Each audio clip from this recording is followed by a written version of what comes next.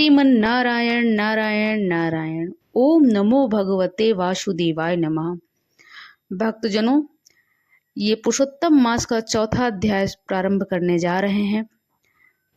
श्री नारायण बोले, हे नारद, भगवान पुरुषोत्तम के आगे जो शुभ वचन अधिमास ने कहे वह लोगों के कल्याण की इच्छा से हम कहते हैं, सुनो।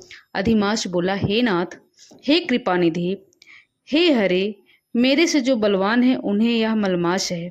ऐसा कहकर मुझे दीन को अपनी श्रेणी से निकाल दिया है। ऐसे यहाँ आए हुए मेरी आप रक्षा क्यों नहीं करते? अपने स्वामी देवता वाले मास्तिकों द्वारा शुभ कार्य में वर्जित मुझ स्वामी रहित को देखते ही आपकी दयालुता कहाँ चली जाती है? आप इतने कठोर क्यों हो जाते हैं?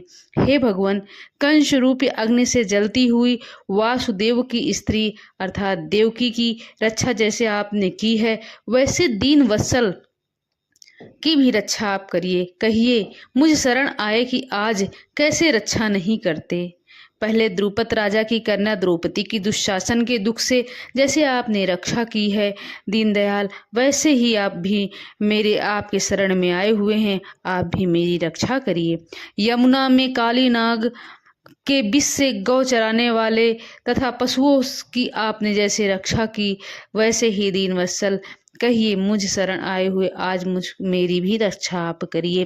पशु और पशुओं को पालने वालों को एवं पशुपालकों की स्त्रियों की जैसे पहले ब्रज में सरपत के वन में लगी हुई आग से आपने रक्षा की, वैसे दीनदयाल हे मुरलीधर माधव मेरी रक्षा करिए।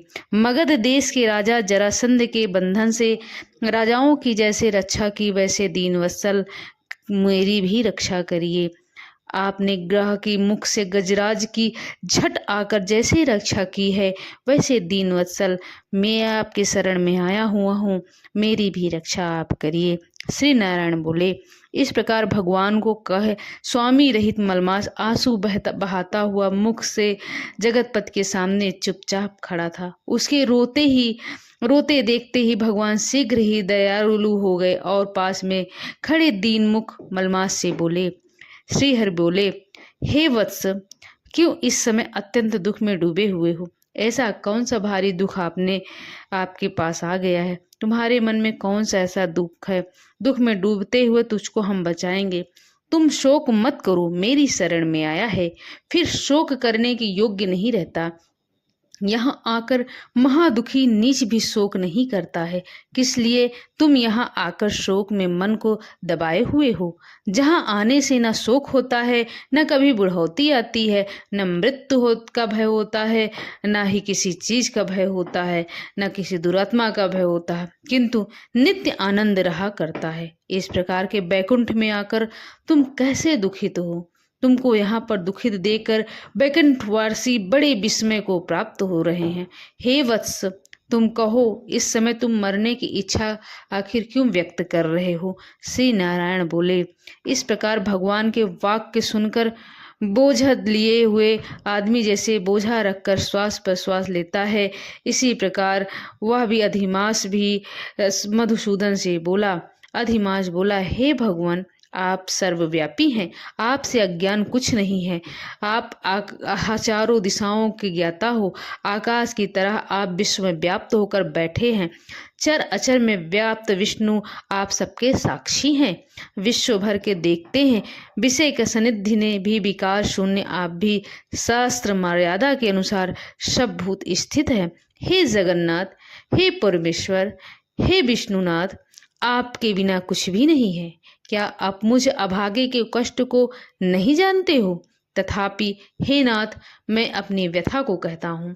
जिस प्रकार मैं दुख जाल से घिरा हुआ हूँ, वैसे दुखित को मैंने न कहीं देखा है और न ही सुना है। क्षण निवेश मुहूर्त पक्ष मास दिन रात सब अपने अपने स्वामियों के अधिकारों से सर्वदा बिना भय के प्रसन्न रहते हैं। मेरा न कुछ नाम है, न मेरा कोई अधिपति है और न कोई मुझको आश्रय देता है। अतः क्षणाधिक समस्त स्वामी वाले देवों ने शुभ कार्य से मेरा निरादर कर दिया है। यह मलमास सर्वदा त्याज्य हो गया है, इसे लोग त्याग कर दिए हैं। यह अंधा है, गर्त में गिरने वाला है, ऐसा सब कहते हैं। इसी के कारण से मैं मरने की इच्छा को रखता हूँ, इच्छा करता हूँ और इच्छा को व्यक्त कर रहा हूँ आपके सामने। अब जीने की इच्छा नहीं है। निग्ध जीवन से तो मरना ही उत्तम है। जो सदा जला करता है वह किस तरह से सूख सकता है। हे महाराज, इससे अधिक मुझको और कुछ नहीं कहना है। वेदों में आपकी इस तरह प्रसिद्धि है कि पुरुषोत्तम आप परोपकार प्रिय हैं और दूसरों को दुख को सहन नहीं करते। अब आप अपना धर्म समझकर जैसे इच्छा हो वैसा करें। आप प्रभु और महान हैं। आपके सामने मुझ जैसे पामर को घड़ी घड़ी कुछ कहते रहना उचित नहीं है।